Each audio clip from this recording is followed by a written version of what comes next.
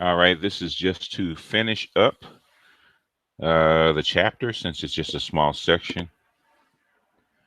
I'm going to do this real quick. All right, this is just to finish up the chapter since it's just a small section. I'm going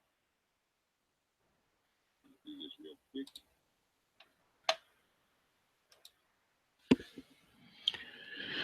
Okay, the greed of genes. The universe is born in an explosion that goes by the quaint name of the Big Bang. In its first fact, depending on who you call it, the Big Bang or the Great Division or the division of the Great Curtain, depending on whether you what belief system you have.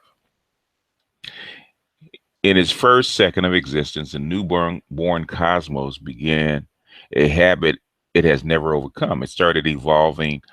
It started evolving higher forms, which began as a powerful inchoate, inchoate energies, soon coalesced into elementary particles. These particles were attracted to each other and banded together in tight microsystems called atoms.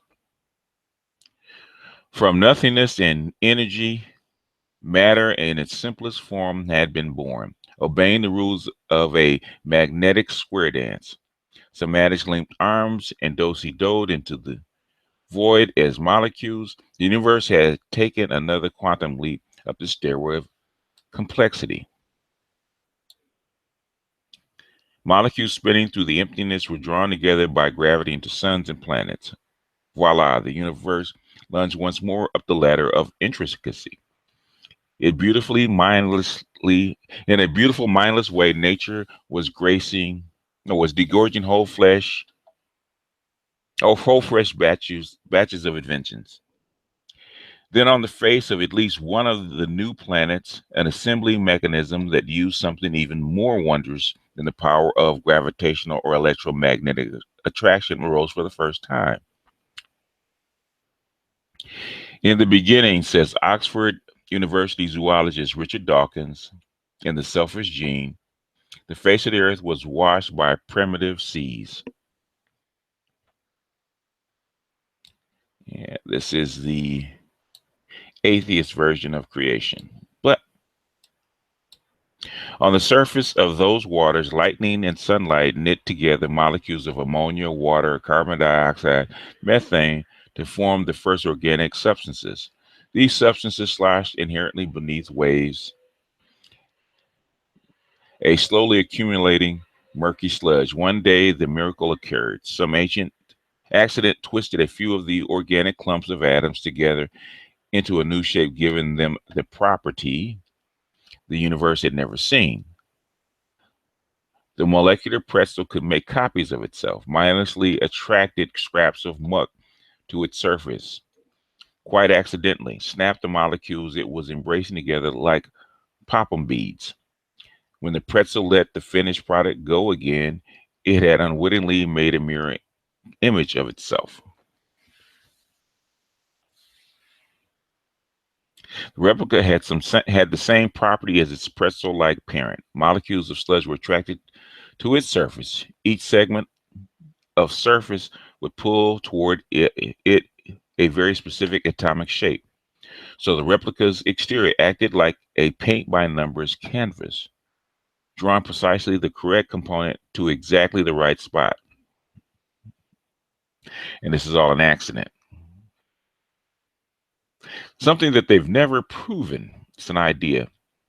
Once all the new molecules were lined up in order, they snapped together.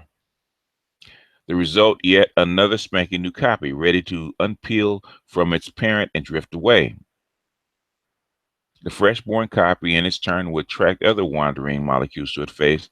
They would line up, pop together, then uncoupled to be carried off by the currents of the sludge-filled early seas.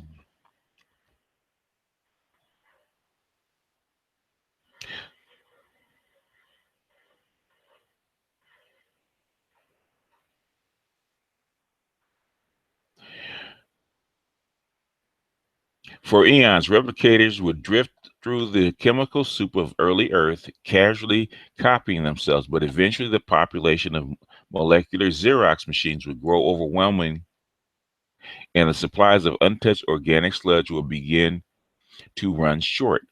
That's when a replicator could do more than just merely reproduce itself. It- that's why when the replicator that could do more than merely reproduce itself would have an edge.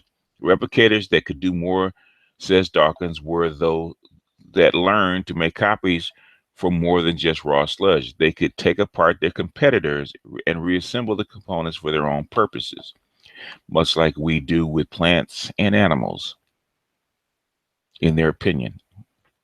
The other replicators are rows who could defend themselves. The first defense was probably a simple chemical armored shell, like those that protect some bacteria. But over time, the armored suits became more intricate, developing muscular whips to provide speed, movable fins for steering, someday way down the road, hands and feet and brains. The descendants of the early replicators are the genes of today. And the latest versions of those first primitive protective suits are you and me.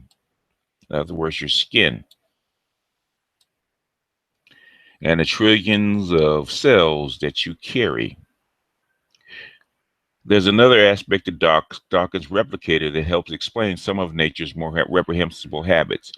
Imagine a day in the future when some clever engineer invents an entirely new industrial process, a manufacturing technique that makes factory workers obsolete. Under the new system, management committees that sit around anxiously pondering the next profitable move are as useless as last week's donuts. Aren't we going through this right now? The enormous stamping machines, pressing devices, even welding robots are unnecessary artifacts to be tossed into museums and gawked at from time to time. What has replaced them? An ultra miniaturized factory complete with a built-in blueprints for its finished product. The device is so small that you can fit millions of them on a fly speck, and so inexpensive that a penny will buy you more than you can count. These little wonders have another advantage. They can scatter them at random. You can scatter them at random. They take care of the rest. There's no more need to spend billions digging metals out of the earth or cracking chemicals from oil and turning them into plastics. The automated mini factories find what they need without help, sensing the presence of unprocessed industrial material in a pile of garbage, a whiff of air, a lump of dirt. If they run across the necessary substances, they immediately go to work assembling the finished goods. If they don't discover what they need, these little babies simply fail to activate. A deactivated mini factory is no great loss. After all, millions of the micro construction units can be turned out for the price of a stick of gum. They're talking about he's talking about nanobots right now. When the new system becomes popular, however, it turns out to have a glitch. The scheme is too successful. Each product cranked out in a world overrun with other gizmos stamped out by the same system. What's more, each product of the many factories is programmed to go out and gather raw materials and make copies of itself.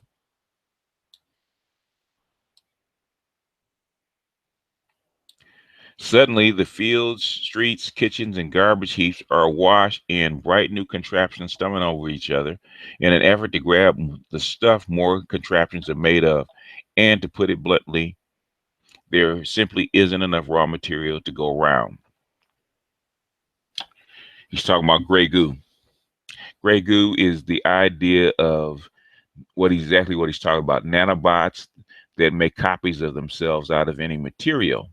And they say if this gray goo um, these learning nanobots actually get released and they make enough copies of themselves, the whole planet will become what? Gray goo.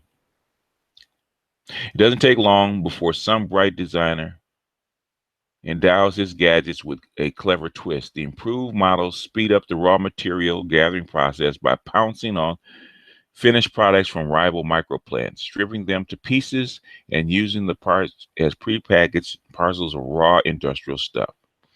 The insidious new models spread fast, stalking unwary gizmos left and right, strewing the planet with discarded components that others snatch in seconds. The updated models increase their efficiency even further by working in packs. Sometimes millions of complex final products are lost at a time. But in the grand scheme of the new economy, the loss is not that great. Gadgets abducted for scrap can be replaced at a price that even the Koreans would find hard to believe. The auto construction technique based on Dawkins' replicators is the genetic system.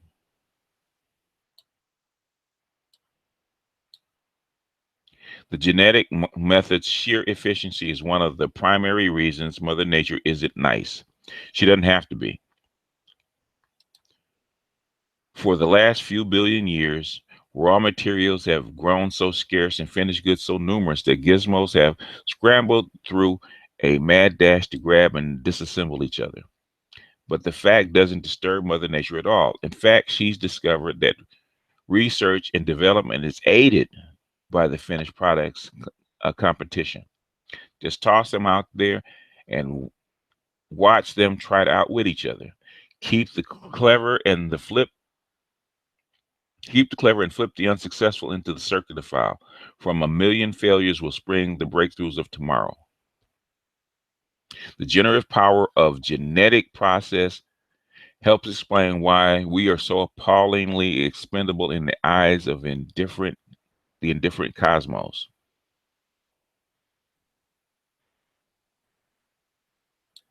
Spoken like a true atheist.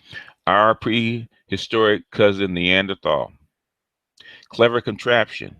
Numerous anthropologists believe the Neanderthal was capable of philosophy, religion, and language. Unfortunately, once you evolve Homo sapiens, Neanderthal is an obsolete scrap on the garbage pile of history. In human terms, that means suffering and mass death. Each individual product of the many factory system is built with a vast array of sensory devices designed to protect it from damage. It's regrettable that those sensory mechanisms happen to be quick and efficient because they produce what we humans call pain. But then no product is perfect. Neanderthal women who lost her children and mate probably went into unconscionable agony. She may well have lost her family to rampaging Homo sapien tribes, glorifying their victories and gloating over their superiority and reveling in their conquest.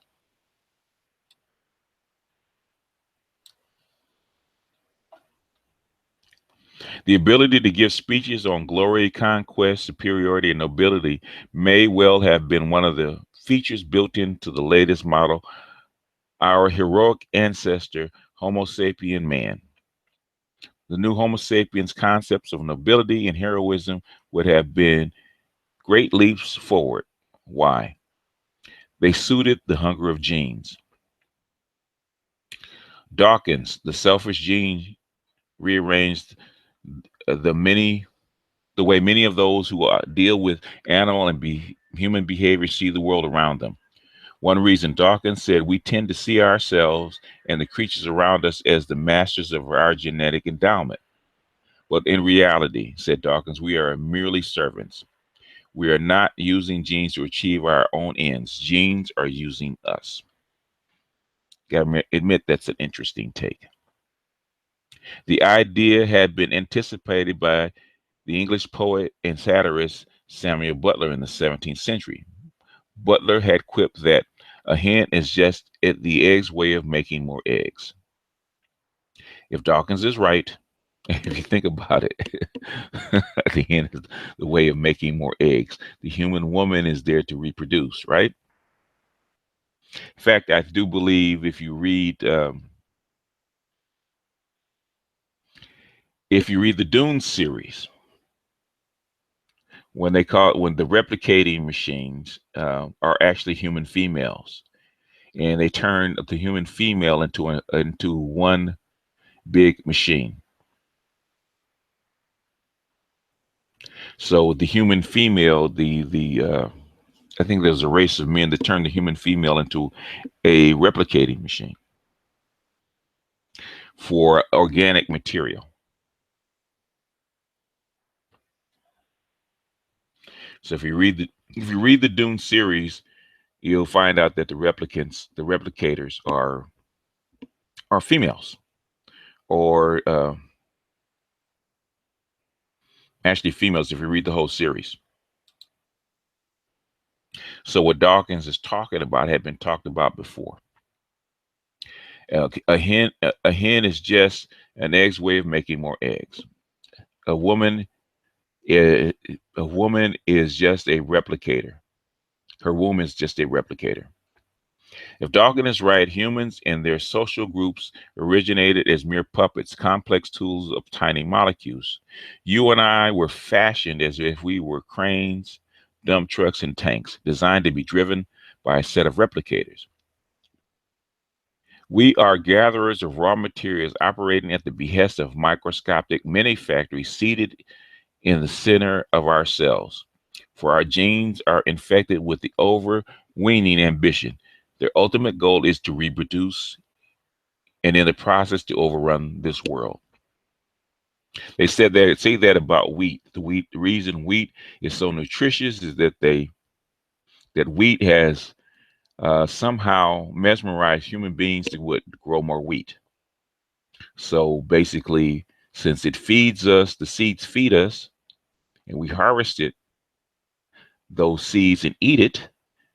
We also are encouraged to do what? Plant more wheat. So wheat has overrun the world where by itself it probably could not. Interesting idea. Despite the opinions of Montaigne, Rousseau, and their contemporary followers, modern civilization is not the generator of violence, nor is brutality limited to a patriarchal male. The creator of human savagery is nature, who works her ways through brain segments bequeathed to both men and women by our animal ancestors. Ironically, it is female aggression that gives the greatest clue to why nature has found conflict so indispensable. Creatures of every species fight for the privilege of procreation. They battle to immortalize the replicators at their core. No wonder wives of ancient emperors and high-ranking ladies of gorilla clan have been out to corner the world for their own children. What have I said? No wonder Greek heroes, Yanomano, Yanomama warriors, and rampaging Romans have risked their lives in the hunt for new wombs to sow. Every time a sperm and an egg spew a fresh creature into the world, the victor is a gene.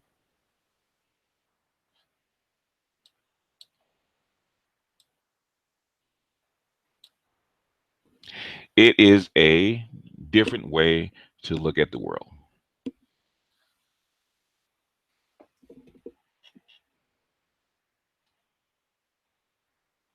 It's a very different way to look at the world. So, what's going on, Simply Deep? Just finishing up the chapter.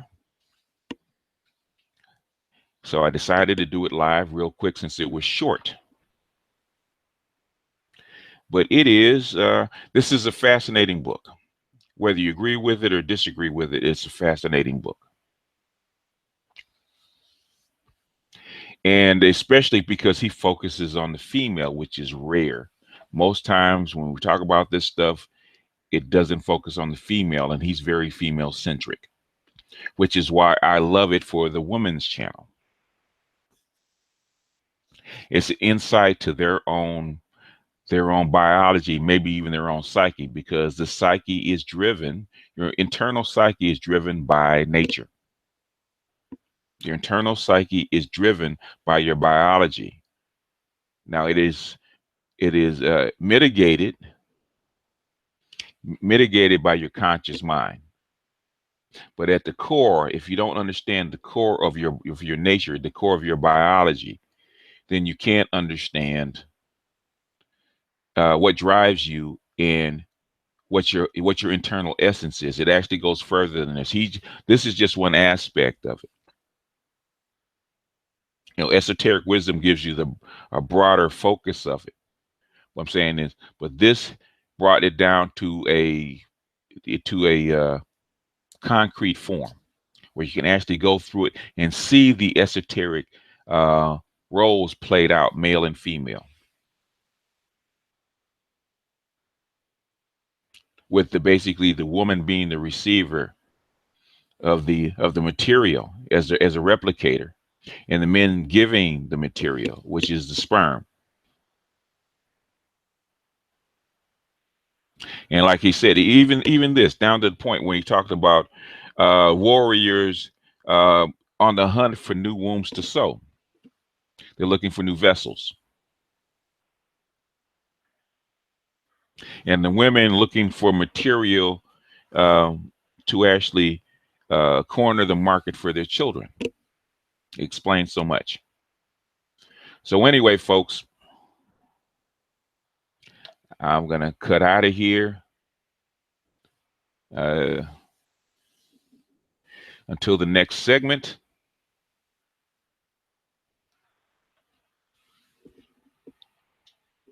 Hey, Char, what you doing, mate? What you doing, Char? You not working, or you just got off?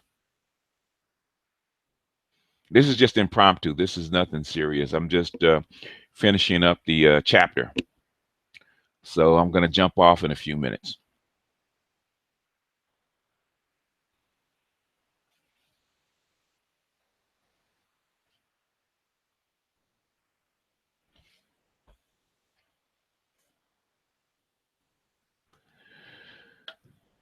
So if there's no questions, I'm out.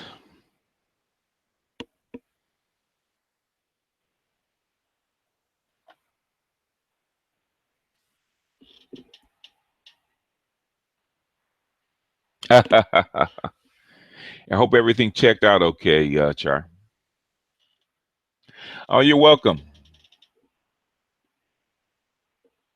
Extended clips, you're welcome.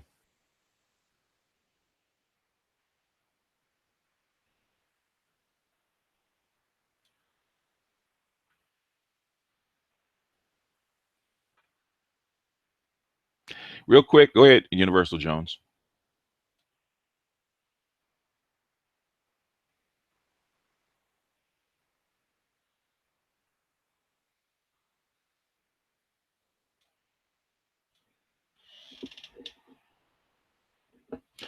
Howard Bloom, one, he's an atheist. Two, he's a Zionist. So there's that. But the thing is, his work is fascinating. If you look at his history, his work is fascinating. And like I said, when I first read the book, I didn't just take his book, his work whole cloth. I actually went out and I actually started noticing it in the real world, and a lot of what he says lines up perfectly.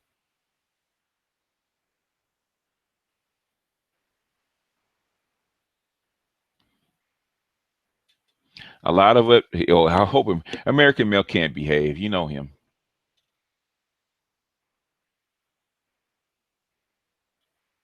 He is an apostate through and through. But the thing is, I really, he's an all right dude, man. It's kind of weird, but he's an all right dude. But the thing is that it's just probably his best book.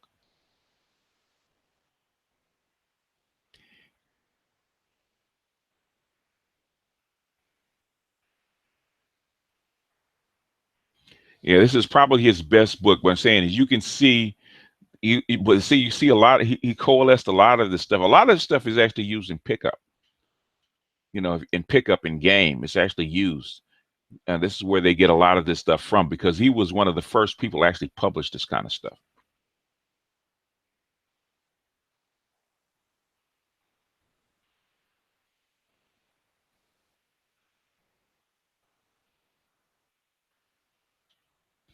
No, I haven't seen the guys, the fentanyl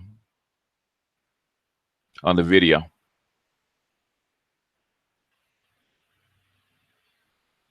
But there's something in the next section that's probably going to give an insight to why these dudes are on it. It's called self, how why they self destruct.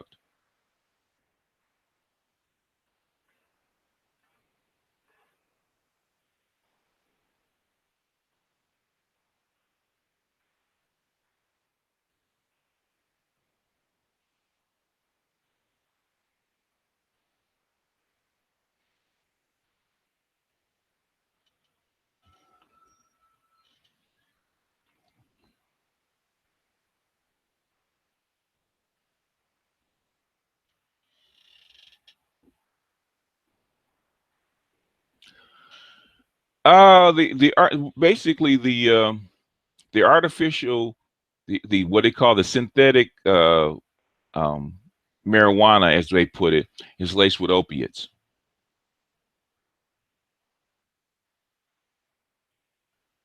And they've been saying that for a while. That's how come the Kush and all that stuff is so potent. It's laced with a certain kind of synthetic opiates that give that high. And they've been doing it for a while. So the Chinese have been doing that for a minute. So I don't know if it's chemical warfare or what, but it is what it is.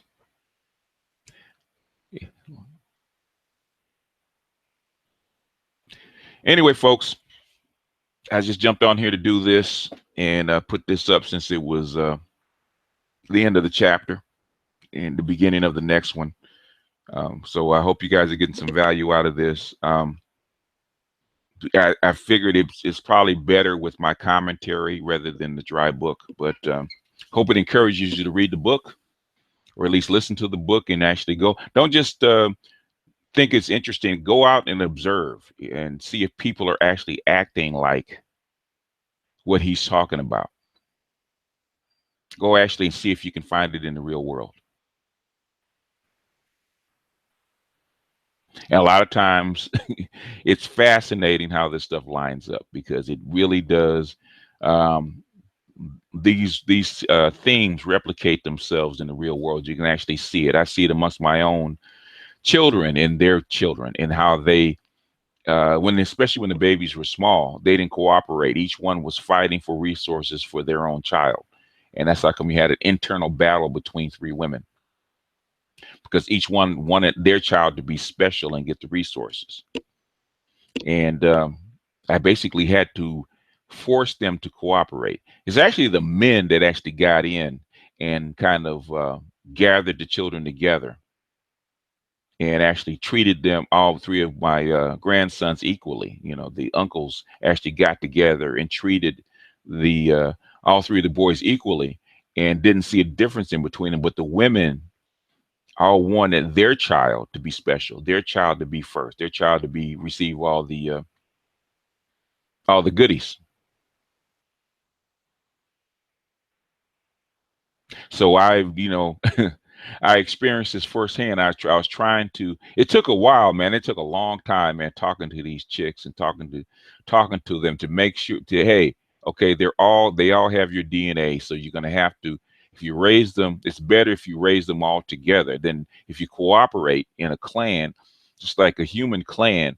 Then all three of your children actually get the benefit, because now you have, if you only have three kids, you got, five or six adults that can actually watch three kids. It only takes one adult to watch three kids, so now you can actually share the load. Now they're getting it as the children are getting bigger and they're harder to take care of. They're getting it, but that internal drive to make your child first and special above everybody else is there.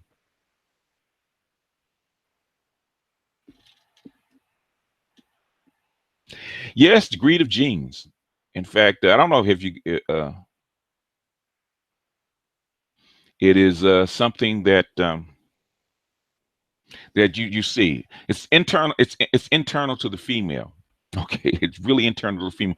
If you understand the greed of genes, you understand what the feminine, not necessarily a black woman or a white woman, but the feminine is trying to do.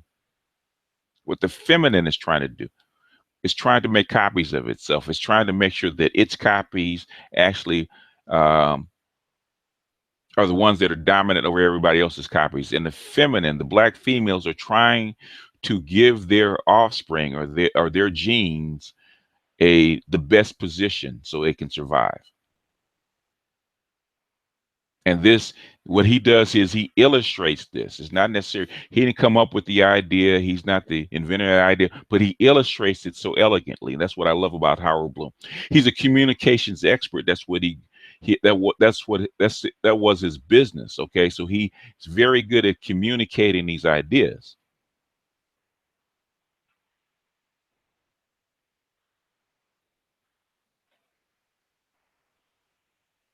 It's possible because you weren't, she can't completely commit. But the thing is, if she adopted you, she had a need for, there's an internal need to have a child, just like she would have. I'm not going to say you're a dog, but I'm saying just like a woman needs to have a child around. She needs that energy to complete herself. So she may not have completely batted for you, but the thing is, her internal drive to be a mother, the mothering instinct, there's it basically actually took over. There's a mothering instinct that's in the feminine. If she can't have her own, then she will adopt. I don't know if she could adopt, but you see that with women. Women adopt dogs and cats. Okay, not saying that you're a dog or a cat, but I'm saying that is the instinct that females have. So I'm saying is he doesn't illustrate the whole thing, and it's not to illustrate the whole thing. It's not to illustrate the whole feminine. It's to give you a peek, one peek of an aspect of female behavior. Anyway, folks, last question. One more question.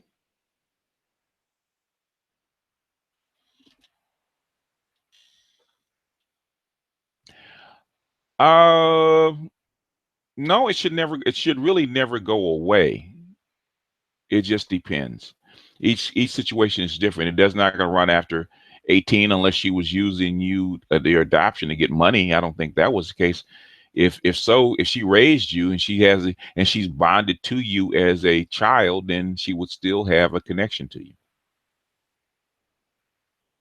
That's just my opinion. Anyway, folks.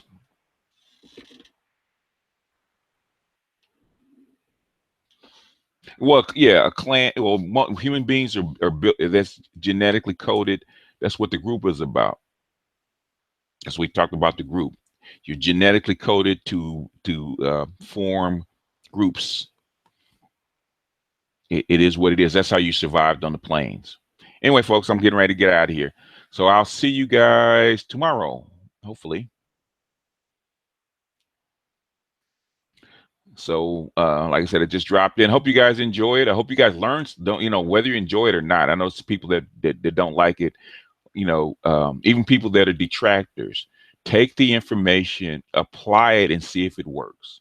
If it doesn't work for you, there's no harm, no foul. Okay, but take the information and learn from it. Anyway, folks, I'm out. I'll see you next time.